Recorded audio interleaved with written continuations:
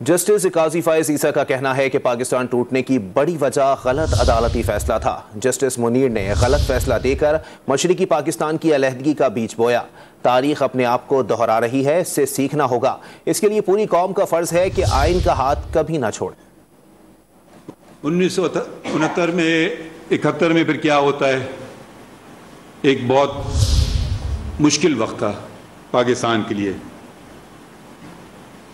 پاکستان ٹوٹ گیا دسمبر 1971 میں۔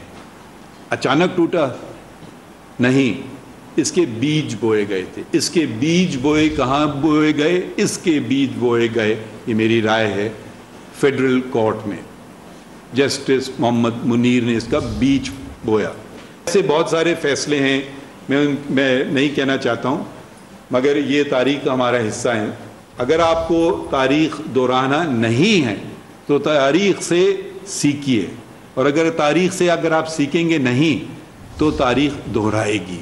ہم سب کی یہ ذمہ داری ہے کہ آئین کا ہاتھ کبھی نہ چھوڑیں۔